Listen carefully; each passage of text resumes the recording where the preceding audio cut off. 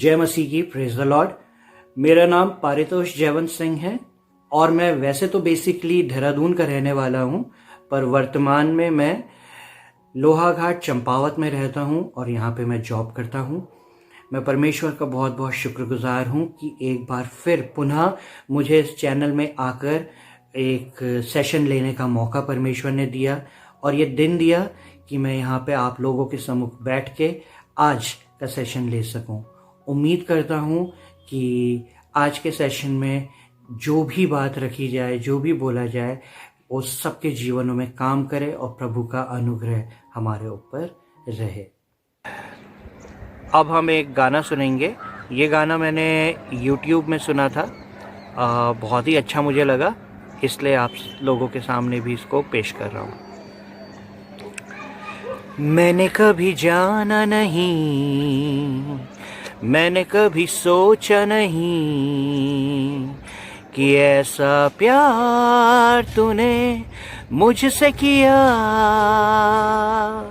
ज़माना रुक जाएगा, वक्त भी थम जाएगा, पर तेरा प्यार है सदा मेरे लिए।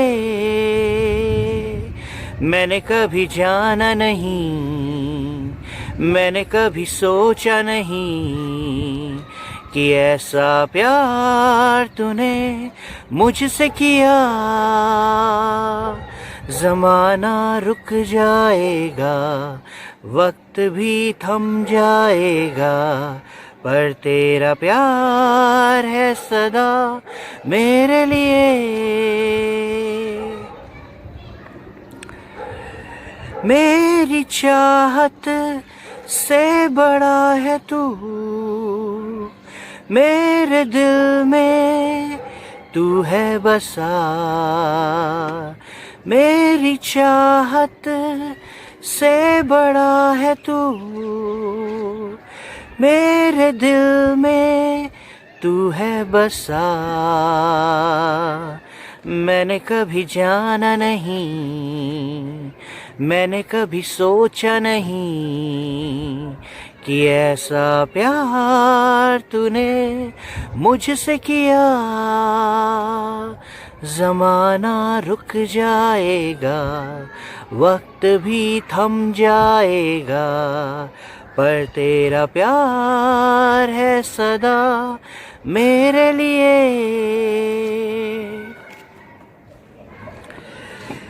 तेरे प्यार से भर दे रूह मेरी, तेरे आने से मिली ताजगी नई।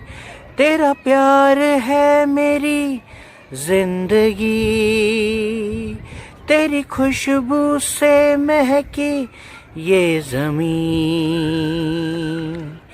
यीशुआ मेरा आसरा है तू, जुड़ा हूँ तुझसे इनायत है तू। यीशुआ मेरा रास्ता है तू, तुझ में मैं चलूं सहारा है तू। मैंने कभी जाना नहीं, मैंने कभी सोचा नहीं कि ऐसा प्यार तूने मुझसे किया। ज़माना रुक जाएगा, वक्त भी थम जाएगा, पर तेरा प्यार है सदा मेरे लिए। मैंने कभी जाना नहीं, मैंने कभी सोचा नहीं।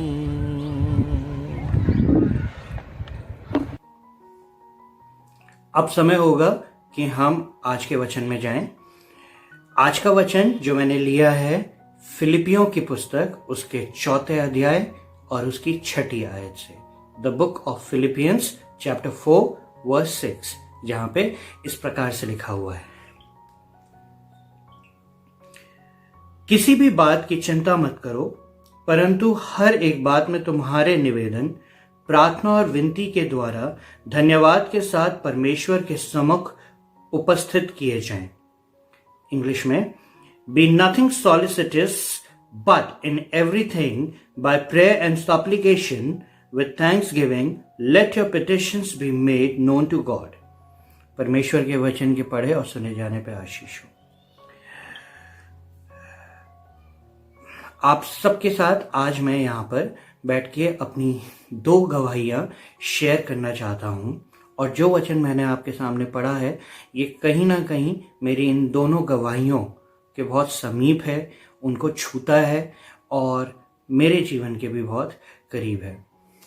आज 30 दिसंबर 2020 और आज से ठीक 14 साल पहले 30 दिसंबर सन 2006 को मैंने अपने सरकारी सेवा में टीचर के पद पे ज्वाइन किया था राजकीय इंटरमीडिएट कॉलेज पुलहिंडोला, जो कि लोहाघाट ब्लॉक में चंपावत में है। मैं परमेश्वर का बहुत शुक्रगुजार हूँ कि इससे पहले भी मैं सरकारी नौकरी में था। मेरे पास सैनिक स्कूल खोड़ाखाल की सरकारी नौकरी इससे पहले थी, जो कि डिफेंस मिनिस्ट्री और सेंट्रल गवर्नमेंट की थी। मैं वहाँ करता था और उसके बाद मैं इस नौकरी पर आया। जब मैं इस नौकरी पे आया तो मेरे बहुत से रिश्तेदार, मेरे दोस्त, और जिस जगह मैं गया नौकरी पे वहाँ पे भी बहुत से लोगों ने मुझसे यही सवाल पूछा कि आप घोड़ाखाल जैसी जगह की नौकरी छोड़कर क्यों आए। और मैं सच बताऊं तो ये एक बात थी कि मैं आज तक इस चीज़ की सफाई नहीं दे पाया हूँ मैं क्यों छोड़कर आया हूँ। मेरे दिमाग में सिर्फ ये वाली बात थी कि मुझे घर के पास नौकरी करनी है, घर के नज़दीक नौकरी करनी है, क्योंकि मेरा घर देहरादून में है और मेरा दूसरा घर पिथौरागढ़ में है। तो मैं चाहता था कि मैं इन 2 जगहों के नज़दीक ही नौकरी करूँ। और डिफेंस मिनिस्ट्री की नौकरी बहुत डिफ़िकल्ट होती है और मेरी नई नई नौकरी थी, और जिसको एक कहावत होती है जो कहते हैं कि उम्र और अक्ल की कभी भेंट नहीं होती है। तो कुछ नवयुवक था, जवान था, तो उस समय का ये एक समय था कि मैं सही डिसीजन नहीं ले पाया, और उसमें कि सरकारी नौकरी तो मुझे मिल ही रही है, घर के पास वाली है, मैं वो नौकरी छोड़कर इस जगह पर आ गया। मुझे आज तक इस बात का मलाल रहता है कि मैंने उस नौकरी को क्यों छोड़ा। जब कभी भी मैं भवाली से होकर या घोड़ाखाल से होकर गुजरता हूँ तो मन में कहीं ना कहीं एक वो टीस रहती है कि मैंने इस जगह को छोड़ा। अगर मैं यहाँ होता तो आज मेरा लिविंग स्टैंडर्ड कैसा होता, आज मैं किस तरह की नौकरी कर रहा होता, और क्या कुछ फ़र्क होता अभी के वर्तमान की सिचुएशन से। पर ठीक उसी समय मुझे ये बात भी रियलाइज़ होती है जब कभी भी मैं सोचता हूँ कि परमेश्वर ने मुझे चुना इस जगह पे आने के लिए। इसलिए नहीं कि मैं यहाँ पे आके बहुत बड़े काम करूँ या महान काम करूँ, इसलिए कि मुझे यहाँ पर आना था, मुझे यहाँ काम करना था। ये परमेश्वर की इच्छा थी, और मैं बहुत शुक्रगुजार हूँ परमेश्वर का कि उन्होंने मुझे मौका दिया कि मैं इस जगह पर आया। और जिस तरह का मेरा अपना व्यक्तिगत मेरा पर्सनल क्या कहते हैं नेचर है, मेरा व्यक्तित्व है, मैं बहुत कुछ इस जगह से और इस ग्रामीण परिवेश से अपने को कोरिलेट कर पाता हूँ। मुझे बहुत अच्छा लगता है गाँव में रहना, गाँव में जाना, गाँव वालों के संग बातें करना, गाँव का खाना खाना, वहाँ के पहनावे को अपनाना, जगह जगह ग्रामीण परिवेशों में जाना। और मैं कभी कभी सोचता हूँ कि अगर शायद मैं यहाँ नहीं आया होता तो मैं बहुत सी मूलभूत सुविधाओं से, बहुत सी बातों से अछूता रह जाता। मुझे बहुत सी चीज़ें नहीं पता चल पाती, बहुत सी संवेदनाएं मेरे अंदर नहीं होती। मैं बहुत शुक्रगुजार हूँ कि मुझे अपनी जगह का, अपनी जन्मभूमि का, अपनी माटी का जो एक बेसिक चीज़ें होती हैं मैं आज औरों से बहुत बेहतर तरीके से जानता हूँ। मुझे लोकल लाइफ, पहाड़ का दुख, पहाड़ की समस्याएं बहुत अच्छी तरह से मैं उनसे रूबरू हूँ, मैं उनको जानता हूँ, और बहुत सी चीज़ों का समाधान भी मेरे पास है। और ये सब परमेश्वर की मेहरबानी है, उसकी कृपा है, उसका अनुग्रह और आशीर्वाद है। क्या कहते हैं, जब मैं यहाँ आया था बहुत सी परेशानियाँ मेरे सामने थी। मैं जवान था, जिस जगह मैं गया था वहाँ पर एडजस्ट होने में, वहाँ के रहन सहन में मुझे बहुत सी डिफ़िकल्टीज़ हुई, बहुत सी प्रॉब्लम्स हुई। मुझे तरह तरह की आलोचनाएं, क्या कहते हैं, रेशियल डिस्क्रिमिनेशंस, और साथ ही साथ बहुत सी बातें मुझे सुनने को मिलती थी। और कुछ चीज़ें मुझे बहुत बुरी लग जाती थी और तब लगता था कि मेरा डिसीजन शायद गलत है। पर आज जब मैं उस चीज़ को देखता हूँ तो मैं परमेश्वर का शुक्रिया अदा करता हूँ कि ये सब मुझे और मजबूत बनाने के लिए और ज़्यादा रूटेड रखने के लिए था। और क्या कहते हैं, इसीलिए मुझे चुना गया परमेश्वर के द्वारा कि मैं जॉब करूं और यहाँ पर आऊं और नए रिश्ते बनाऊं, नए लोगों से मिलूं, नई जगहों को घूमूं और हर एक अनटच्ड चीज़ को जो लाइफ में मैंने नहीं देखी थी ना सुनी थी उनको एक्सप्लोर कर सकूं। तो ये मेरी गवाही है परमेश्वर से कि आपके जीवन में जब परमेश्वर आपको किसी एक जगह से दूसरी जगह ले जाता है, जो परमेश्वर ने आपके लिए चुना है, उसमें आप खुश रहें, धन्यवादित रहें। हाँ, मन व्यतीत होता है, शैतान आपको भ्रमित करता है, आपको क्या कहते हैं लालच देता है, पर हमें इस चीज़ का विश्वास करना चाहिए कि परमेश्वर ने जो हमारे लिए सोचा हुआ है, उसने जो हमारे लिए रखा हुआ है, वो बहुत अच्छा है, बहुत उत्तम है और हमारे लिए बिल्कुल सही और उचित है। इसलिए परमेश्वर की बहुत महिमा हो और मैं परमेश्वर से यही विनती करता हूँ, जैसे कि इस वचन में कहा है कि अपने निवेदनों को प्रार्थना और विनती में परमेश्वर के सामने लाना चाहिए। तो मैं परमेश्वर से विनती करता हूँ कि मेरी इस नौकरी पे परमेश्वर का अनुग्रह बना रहे, आशीष बने रहे और जहाँ कहीं पे भी मैं जाऊँ, जहाँ कहीं पे भी मैं रहूँ और इस नौकरी में के वसीले से जो कुछ भी पाऊँ, उस हर एक चीज़ में परमेश्वर की आशीष हो और उसकी बरकत हो। इसी क्रम में मैं आपके सामने एक दूसरी गवाही भी मेरी है जो बहुत रिसेंटली है। बीते महीनों में अक्टूबर के लास्ट में और नवंबर के लास्ट में और दिसंबर की स्टार्टिंग में मेरी तबीयत बहुत ज़्यादा ख़राब हुई और उस समय मैं लोहाघाट में ही था। जाड़ों का समय है, मौसम ठंडा था। मेरे को अपने फादर इन लॉ के एक फंक्शन था उनकी डेथ के बाद का, उसके लिए हल्द्वानी जाना था और वहाँ से मुझे अपने इन लॉज की ही एक शादी में, अपनी एक सिस्टर इन लॉ की शादी में बरेली जाना था। मैं जब वहाँ जा रहा था तो मेरी तबीयत बिल्कुल ठीक थी, मुझे हल्की सी खांसी थी, मुझे कोई ज़्यादा प्रॉब्लम नहीं थी। पर जब मैं वहाँ रहा और उसके बाद बरेली गया और जब शादी का दौरान था, मुझे अचानक वहाँ पे बहुत तेज़ फीवर आया। मेरा बदन बहुत टूट रहा था, मुझे बहुत ज़्यादा मेरी तबीयत ख़राब हो रही थी। इवन मेरा मन पूरी तरह से शादी में नहीं था। मैं इनफैक्ट जिस शादी के लिए गया, मैं उस शादी को भी अटेंड नहीं कर पाया क्योंकि जब मैं उसमें गया ही था, जा ही रहा था, तो तबीयत मेरी बहुत ज़्यादा ख़राब थी और जो कोई भी मेरे पास आ रहा था या मुझे छोटे मोटे कामों के लिए भी कह रहा था तो मुझे बहुत इरिटेशन हो रही थी क्योंकि मेरा बदन टूट रहा था और मैं किसी को एंटरटेन करने में या किसी से बात करने का मेरा मन नहीं था और मैं वो शादी छोड़ के जहाँ रुका हुआ था वहाँ चला गया और उसके 2-3 दिन उपरांत मैं लोहाघाट वापस आ गया। जब मैं लोहाघाट वापस आया, मेरी तबीयत अचानक दिन ब दिन बहुत ख़राब होती रही। मुझे फ़ीवर आ रहे थे, रात को बहुत हाई फ़ीवर था, 102 103 तक मेरा फ़ीवर जा रहा था और क्योंकि मैं अकेले था और अपनी बेटी के संग था तो मेरे को देखने वाला कोई नहीं था क्योंकि मेरी बेटी केवल इस समय 9.5 साल की है।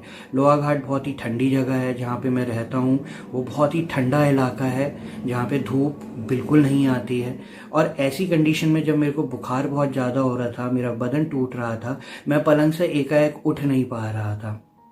धीमे धीमे मुझे खांसी हुई और खांसी भी ड्राई कफ में था और बहुत ज़्यादा मुझे वो होने लगी खांसी। फिर उसके बाद क्या कहते हैं, मुझे सांस लेने में भी थोड़ा थोड़ा प्रॉब्लम आने लगा, स्पेशली जब मैं सो रहा था। सारी चीज़ों को जब मैंने एनालाइज अपने मन में कर रहा था, मुझे डर कोरोना का लग रहा था क्योंकि इस समय यही एक गंभीर बीमारी है जो हर किसी को हो रही है।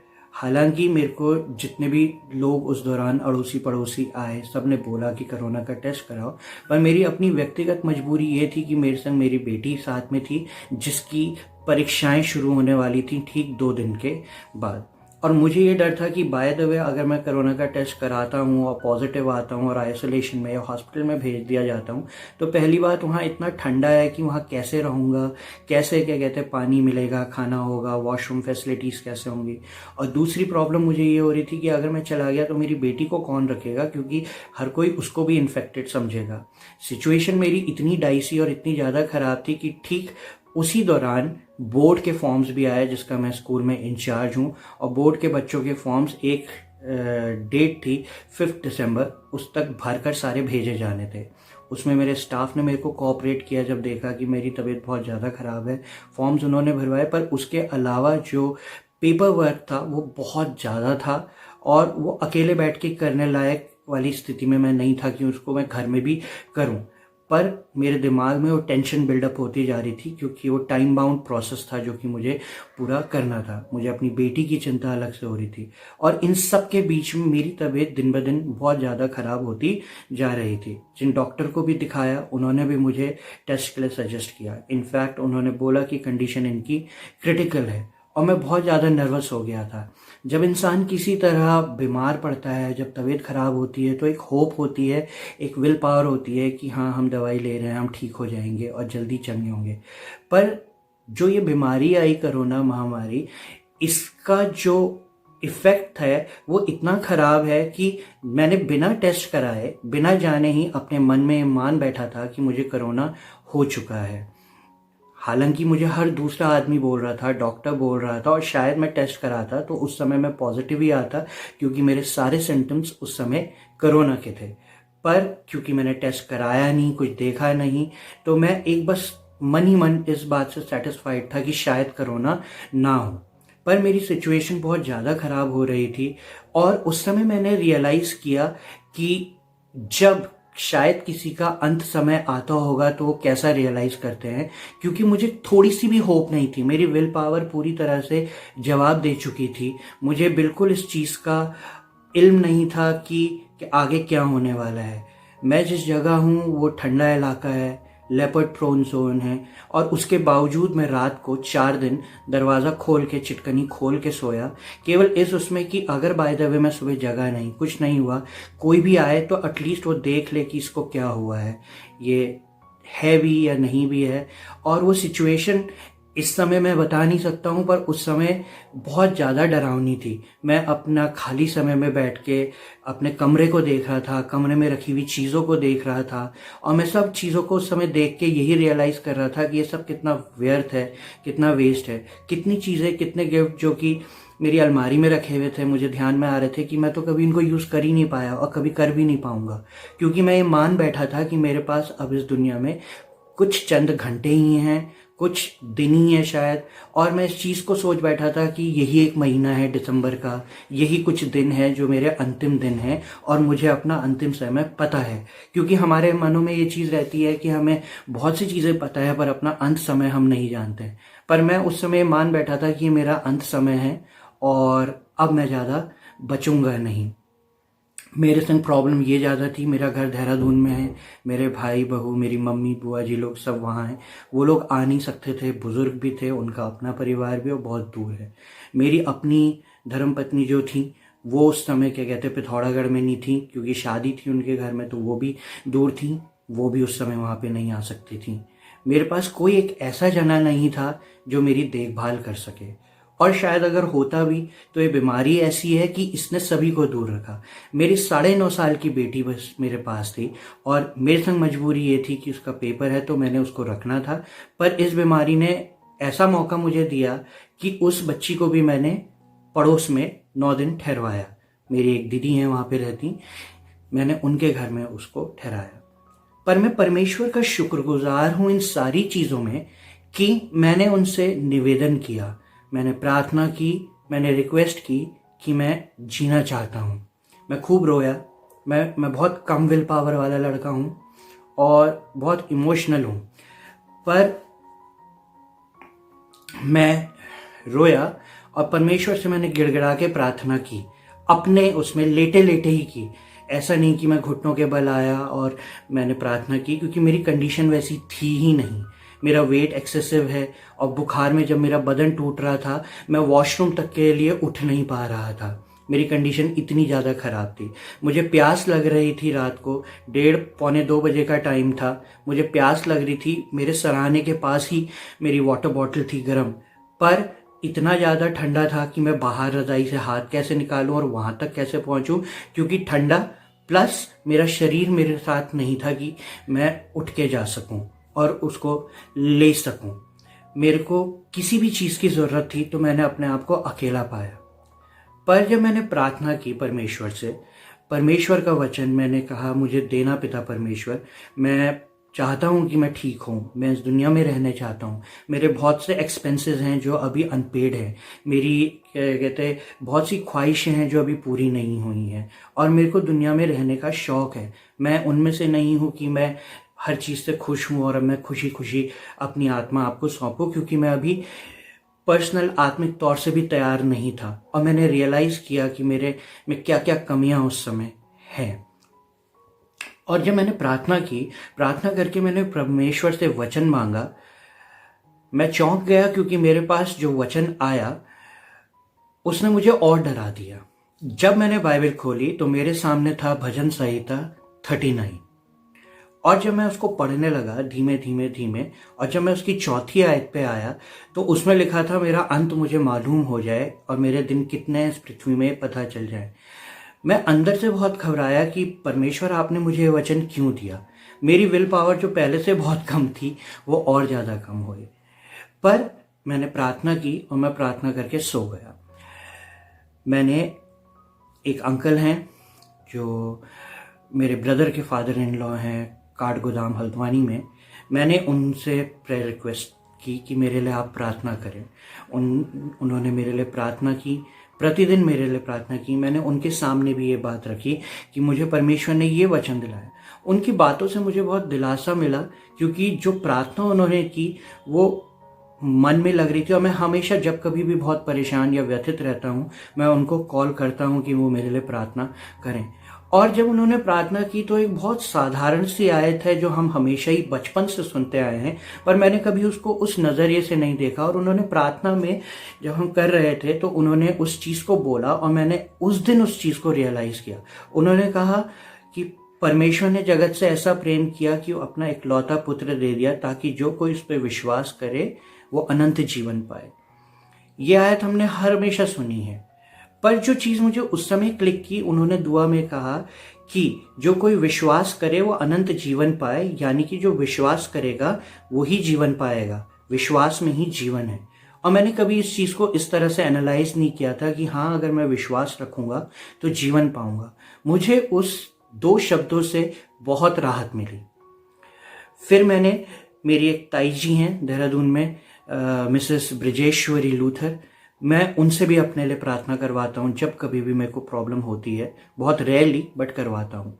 मैंने उनके के लिए भी मैसेज पहुँचवाया कि मेरे लिए प्रार्थना करिए, और उन्होंने मुझे तुरंत रिवर्ट बैक किया और मेरे लिए प्रार्थना की। मेरी एक और बुआ जी हैं जो पौड़ी में रहती हैं, मिसेस ब्रिजेश्वरी चंद, उन्होंने मेरे लिए प्रार्थना की। ये 3-4 लोग प्लस और सारे लोग, मेरे घर के परिवार वाले लोग जब प्रार्थना कर रहे थे और मैं जब खुद प्रार्थना कर रहा था, आज मैं आप लोगों के सामने हूँ, बिल्कुल ठीक हूँ, मेरे को कोई परेशानी नहीं है, मैं भला हूँ, चंगा हूँ, और ईश्वर के फजल से मुझ में इस समय वर्तमान में कुछ भी परेशानी नहीं है।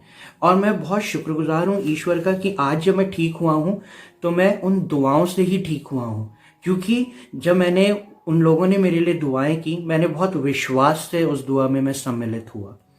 मैंने खुद जब अपनी बेटी को देखा, जब मेरी तबीयत बहुत ज़्यादा ख़राब हो रही थी और मुझे सीरियस कहा गया था, मेरी बेटी वहाँ पे आंसुओं से रोने लगी। वो इतने तेज़, रात के 10:30 या 11 बज रहे थे, मेरी दीदी उसको लेकर आई मुझसे मिलवाने के लिए वहाँ लोहा घाट में, और उन्होंने मुझे खाना दिया और मेरी हिम्मत नहीं हो रही थी, मैं रो रहा था आंसुओं से, और मैं बार बार ये कह रहा था कि मैं अब मरता हूँ, अब मैं गया, अब मेरे पास समय नहीं है। ये सुन के मेरी बेटी ने जब मेरी कंडीशन देखी कि मैं उठ नहीं पा रहा हूँ, बोल नहीं पा रहा हूँ, सांस गहरी आ रही है, वो बहुत रोने लगी, बहुत रोने लगी, और उसका रोना मुझसे नहीं देखा गया। जब वो रो रही थी मैंने अपने को संभाला, उसको चुप होने के लिए कहा, और जब दीदी उसको लेके गई मैंने एक चीज रियलाइज की। जिस समय मेरे फादर की डेथ हुई थी 1988 में, मैं उस समय केवल 6.5 साल का था और मेरे छोटे भाई बहन और भी छोटे थे। जब मेरी बेटी रोई, मैं रात को ये सोचने लगा कि प्रभु, जब मेरे पापा गुजरे हम लोग इतने छोटे थे, और मैं आज तक जानता हूँ हमने कितनी बार, मैंने व्यक्तिगत रूप पे उनको कितनी बार याद किया है, कितनी बार उनकी ज़रूरत हुई है। जितना एक बच्चे के लिए माँ ज़रूरी है उतना ही एक बाप भी ज़रूरी होता है। और बाहरी संसार में, बाहरी दुनिया में एक फादर की इम्पोर्टेंस कितनी है हम सब जानते हैं। जगह जगह एक सपोर्ट चाहिए होता है फादर का, और मैंने यही चीज़ रियलाइज़ की कि आज मेरी बेटी के पास मैं हूँ, अगर मैं नहीं रहा तो वो भी उन सारी चीज़ों से गुजरेगी जिससे कि मैं गुजरा हूँ, या वो सारे बच्चे गुजरते हैं जिनके सिंगल पेरेंट्स होते हैं, जिनका कोई एक पेरेंट नहीं होता है। और मैं ऐसा भविष्य फ्यूचर अपनी लड़की के लिए कभी भी नहीं चाहूँगा। मैं हमेशा चाहूँगा कि उसके ऊपर उसकी मदर का साया भी रहे और उसके फादर का साया भी रहे। उसके लिए चाहे एक पेरेंट्स को कैसी भी सिचुएशंस में एडजस्ट करना पड़े, वो मैं चाहता हूँ कि वो बच्चे के ऊपर रहे। और यही चीज़ सोच के मैंने परमेश्वर से उस रात दुआ की कि मेरी लड़की के लिए आप मुझे इस दुनिया में रखेंगे पिता। मैं इस दुनिया में रहना चाहता हूँ और अपनी लड़की के लिए रहना चाहता हूँ। और मैंने दिल से, शिद्दत से, आंसुओं से दुआ अपनी पलंग पे की। और परमेश्वर की महिमा हो, उसका अनुग्रह और आशीष हो कि दूसरे दिन से अचानक ऑल ऑफ अ सडन मुझे मेरा बुखार कम था। मुझे ऐसा लगा कि मेरे को बुखार है ही नहीं। पर जब मैंने सुबह थर्मामीटर में नापा, पलंग में लेटे ही लेटे मेरा 100 फीवर था। मुझे 100 था उस समय मेरा फीवर। पर क्योंकि मैं लगातार काफ़ी दिनों से 103, 103.5, 102 के आसपास फीवर में था, तो वो 100 फीवर मुझे पता ही नहीं चल रहा था। मुझे ऐसा लग रहा था मैं ठीक हूँ। पर उस दिन से लगातार आने वाले कुछ दिनों तक मेरा फीवर जाता रहा। मैंने खांसी की जो दवाई ले रहा था वो कफ के लिए थी, और वो मेरा कफ ठीक होता रहा। मेरी रेस्पिरेशन की जो प्रॉब्लम हो रही थी वो ठीक होती रही। और अनुग्रह कुछ इस तरह से रहा परमेश्वर का, शिफा और चंगाई ऐसी रही कि मैं ठीक उस दिन के 1 हफ्ते के बाद तक पूरी तरह से ठीक था। मैं इतना फिट था कि मैं विद्यालय जाने को तैयार था। मैं सारी चीज़ों के लिए तैयार था कि मैं नॉर्मल तरीके से कर सकता हूँ। पर क्योंकि वो बीमारी कुछ इस तरह की थी, लोगों में इस तरह का डर था कि कहीं कोरोना ना हो, टेस्ट ना हो, तो मुझे कुछ प्रिकॉशंस लेने थे जो मैंने लिए।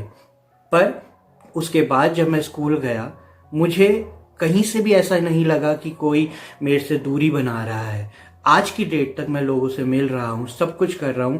पर मैंने उस दिन प्रण किया था कि मैं परमेश्वर की इस गवाही को सबके सामने लाऊंगा कि मेरे जीवन में कितना बड़ा काम किया है। सुनने में एक छोटा सा बीमारी थी, एक बुखार था जो हर किसी को होता है, और मैं नहीं जानता कि वो केवल बुखार था या कोरोना था। पर मैं इतना ज़रूर जानता हूँ कि मैंने बहुत नज़दीक से, बहुत पास से एक मौत को देखा। मैंने उस सब चीज़ को रियलाइज़ किया जो एक मरता हुआ आदमी रियलाइज़ करता है। हो सकता है कि मेरी विल पावर उतनी नहीं है, तो कुछ एग्जैजरेट हो, मैंने कुछ ज़्यादा सोच लिया हो। पर अपने व्यक्तिगत रूप पे मुझे बिल्कुल यकीन नहीं था कि मैं ठीक होऊंगा। जैसी कंडीशन में मैं था, जिस जगह पे मैं था, जैसे अकेले मैं था, और जिन सिचुएशंस से मैं घिरा हुआ था, मेंटल टेंशन से, फिजिकल डिसेबिलिटीज से, लैक ऑफ रिसोर्सेज से, उन सारी चीज़ों से जब मैं बाहर निकल कर आज आया हूँ, मैं अपने आप को एक बहुत बड़ा विनर मानता हूँ। और उस विनर होने में परमेश्वर का साथ और दुआओं का साथ है। मैंने उनसे निवेदन किया, प्रार्थनाओं के और विनती के रूप में। मेरा निवेदन था कि मैं ठीक रहूं। इसके लिए मैंने प्रार्थना की और विनती की, रिक्वेस्ट की कि मेरे संग ऐसा हो पिता, मैं जीना चाहता हूँ, जीऊं। और परमेश्वर ने उसको सुना। मुझे अकेले होते हुए भी पूरा सहारा दिया। और जैसा इस चैनल का थीम है कि जब हम निर्बल हैं तभी हम सबसे ज़्यादा ताकतवर हैं, तो वाकई में जब मैं वहाँ निर्बल था, मैं सबसे ज़्यादा ताकतवर था। और इस चीज़ के लिए मैं परमेश्वर का बहुत शुक्रगुजार हूँ। और मैं हर किसी से यही कहना चाहता हूँ कि प्रार्थना में जो सामर्थ है वो वाकई में किसी और चीज़ में नहीं है। हर चीज़ को हम प्रार्थना से पा सकते हैं। हमको जब लगता है कि कुछ नहीं है, उस समय परमेश्वर ने हमारे लिए बहुत कुछ रखा हुआ होता है। और इसलिए हमें निरंतर प्रार्थनाओं में लगा रहना चाहिए। और जो डिमांड हम सांसारिक लोगों से नहीं कर सकते, पैसे से नहीं कर सकते हैं, और किसी की मदद करके नहीं कर सकते हैं, वो सारी चीज़ें हम दुआ से पा सकते हैं और कर सकते हैं। इसलिए आप सबसे निवेदन है कि जब कभी भी आप ऐसे अकेले हों, निर्बल हों, और आपको लगे कि अब आगे कोई रास्ता नहीं है, उस समय आप परमेश्वर से निवेदन करें, प्रार्थना के और रिक्वेस्ट के रूप में। यही मेरा आज की 2 गवाहियाँ थी जो मैं आप लोगों के संग शेयर करना चाहता था। और उम्मीद करता हूँ मेरी इन 2 गवाहियों से बहुतों को राहत मिलेगी और बहुतों को परमेश्वर का अनुग्रह और शिफा मिलेगी। Thank you. अब समय होगा कि हम अपनी आंखों को बंद करें और प्रार्थना में जाएं। आइए हम दुआ करें। हे स्वर्गीय सामर्थ से परिपूर्ण पिता परमेश्वर, शुक्रगुजार हूँ आपका कि आपने इस समय हमें दिया पिता परमेश्वर, जब हम आपके नाम की महिमा और आपके नाम की सताइश करने वाले हो सकें और हर एक चीज़ के लिए पिता परमेश्वर आपको धन्यवादित होने वाले हों, धन्यवाद देने वाले हों जो आपने हमारे जीवनों में दिया है पिता परमेश्वर। जैसा कि आज आपने अपने वचन में कहा है कि निवेदन करो प्रार्थना और विनती के द्वारा पिता परमेश्वर, मैं आपसे यही चाहता हूं कि हम में से हर एक जो इस वचन को पिता परमेश्वर इस समय सुन रहा है, अपने जीवन में पिता परमेश्वर आपको ग्रहण करने वाले हो सकें। जो भी उनकी परेशानियां हैं, मुसीबतें हैं पिता परमेश्वर, वो आप बेहतर जानते हैं पिता परमेश्वर। आपसे जब कभी भी जो भी प्रार्थना की जाए पिता परमेश्वर, हाँ और आमीन में आप उसका उत्तर दें पिता। आपका लहू का बाड़ा, आपका लहू का साया हमारे चारों तरफ रहे पिता परमेश्वर। हम में से हर एक की कमज़ोरियों को, परेशानियों को पिता परमेश्वर आप बेहतर रूप से जानते हैं पिता। मैं दुआ करता हूँ हर एक भाई, हर एक बहन के लिए जो कि इस समय इस वचन को सुन रहा है, उसको, उनके जीवनों को आप तृप्त करें, उनके जीवन की परेशानियों को और कठिनाइयों को पिता परमेश्वर आपके कदमों पे ला के रखते हैं पिता परमेश्वर। एक एक को छूइए, एक एक के जीवन में पिता परमेश्वर काम करिए, उनको शिफा, तंदुरुस्ती, चंगाई दीजिए पिता परमेश्वर। उनकी छोटी बड़ी जो भी अभिलाषाएं हैं, इच्छाएं हैं पिता परमेश्वर, वो विनती के रूप में आपके सामने लाते हैं पिता परमेश्वर। हम में से हर एक के साथ आप हों पिता परमेश्वर। हमारी प्रार्थनाएं जो हम आपसे करते हैं पिता परमेश्वर, वो आप तक पहुंचने वाली हो सके पिता परमेश्वर। आप उत्तर देने वाले पिता हैं पिता परमेश्वर। आप हमारी इच्छाओं को पूरे करने वाले हमारे स्वर्गीय पिता हैं पिता परमेश्वर। आपसे दुआ करता हूँ पिता परमेश्वर, जो भी इस समय जिस भी परेशानी में है पिता परमेश्वर, उसको आप बेहतर तरीके से जानते हैं पिता परमेश्वर। उस परेशानी से उनको निकालें। ओ हाँ पिता परमेश्वर, आपका शुक्रगुजार हूँ, आपने पिता परमेश्वर मेरे ऊपर अपने अनुग्रह का, आशीष का हाथ रखा। जब मैं उतनी परेशानी में था, दुविधा में था पिता परमेश्वर, मैं जब बहुत निर्बल था, मायूस था और हार चुका था, मैंने जब पिता परमेश्वर ये समझ लिया था कि मेरा अंत निकट है, मैंने जब ये जान लिया था पिता परमेश्वर कि अब मैं नहीं बचूंगा पिता परमेश्वर, आपने मुझे सहारा दिया पिता। आपने मुझे उम्मीद की एक किरण दी पिता परमेश्वर।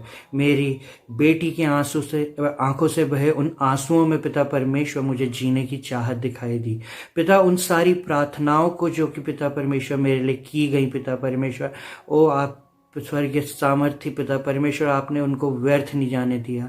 आपने उन प्रार्थनाओं को पिता परमेश्वर सुना, उनका उत्तर दिया पिता परमेश्वर, और मैं आपकी गवाही के लिए आज यहाँ पे हूँ पिता परमेश्वर बैठा हुआ। आपने मेरे द्वारा पिता परमेश्वर एक काम करा जिसके लिए पिता परमेश्वर मैं आपका शुक्रगुजार हूँ पिता। आपने मुझे इस चीज़ के लिए चुना कि मैं दुनिया वालों को ये बता सकूँ पिता परमेश्वर कि कठिन परिस्थितियों में, विषम परिस्थितियों में भी पिता परमेश्वर आप सहारा हैं, आप ढाल हैं, आप डॉक्टरों के डॉक्टर हैं पिता परमेश्वर। आप सबसे बड़ी उम्मीद हैं। जब पिता परमेश्वर हम दुनिया में इतने अकेले होते हैं, हमारे परिवार वाले हमारे साथ नहीं होते हैं, हमारे जीवन साथी हमारे साथ नहीं होते हैं, हमारे पुत्र पुत्रियां हमारे साथ, हमारे दोस्त अजीज हमारे साथ नहीं होते हैं पिता, इकलौते आप हैं जो हमारे साथ होते हैं पिता परमेश्वर। आप हमें शिफा देते हैं, आप हमें सहानुभूति देते हैं, आप हमें सहारा देते हैं पिता परमेश्वर। आप हमारे ऊपर पिता अपने बरकत का हाथ रखते हैं पिता। आपका शुक्रगुजार हूँ इन सारी चीज़ों के लिए जो कि आपने दिया। धन्य है पिता परमेश्वर जो आपको जानता है और आपके पहचानता है पिता, जिसने आपको ग्रहण किया है, क्योंकि आपसे बड़ा सहारा, आपसे बड़ा दोस्त और आपसे बड़ा हाकिम पिता परमेश्वर मैं जानता हूँ कोई नहीं है। आपने जो काम मेरे जीवन में किया है पिता, प्रत्येक के जीवन के लिए वही उम्मीद करता हूँ कि वो आपसे प्रार्थना करे और आप उसको ठीक करें पिता। उनकी प्रार्थनाओं को सुने, आपके कहते उनकी विनतियों को सुने पिता परमेश्वर। अब जबकि पिता परमेश्वर हमारे जीवन में इस समय कोरोना नाम की महामारी है और बीमारियां हैं, और इनके विपरीत पिता परमेश्वर और भी जो बीमारियां पहले से हैं, लोगों की जो भी दुख तकलीफ़ें हैं पिता परमेश्वर, वो सब आपके सामने रखता हूं पिता। आप हर एक को शिफा दें, हर एक को तंदुरुस्ती और बरकत दे पिता। इसी तरह से दुआ करता हूं पिता, हर एक की नौकरी पे आप, हर एक की कमाई पे आप अपने बरकत का हाथ रखें। जिस तरह आपने मुझे इतने साल दिए नौकरी में पिता, जो दुआ का चाहता हूँ आपसे कि आगे भी आप अपना साया मेरी नौकरी पे बना के रखें और हर एक उस भाई बहन के ऊपर बना के रखें जो अपनी नौकरियों के दौरान हैं। हम लोग हमेशा प्रार्थना मांगते हैं उनके लिए जो बेरोज़गार हैं, जिनके पास नौकरी नहीं है। वहाँ पिता परमेश्वर उनको नौकरी मिले, उनको आप ब्लेस करें नौकरी से, ताकि वो अपना जीवन यापन करें। पर पिता परमेश्वर हम भूल जाते हैं अपनी नौकरियों के लिए धन्यवाद देना जो आपने दी है। रोज़ी रोटी का जो साधन आपने हमें दिया है पिता परमेश्वर, उस चीज़ के लिए हम बहुत ही विरही कभी आपसे धन्यवाद मांगते हैं या कहते हैं पिता परमेश्वर। मैं आज सबकी तरफ से आपको धन्यवाद देता हूँ पिता कि आपने हमें इस लायक बनाया कि हम कमा सके पिता परमेश्वर। आपने इस लायक समझा कि हम पिता परमेश्वर अपने पैरों पे खड़े हो सके, अपने परिवारों को चला सके।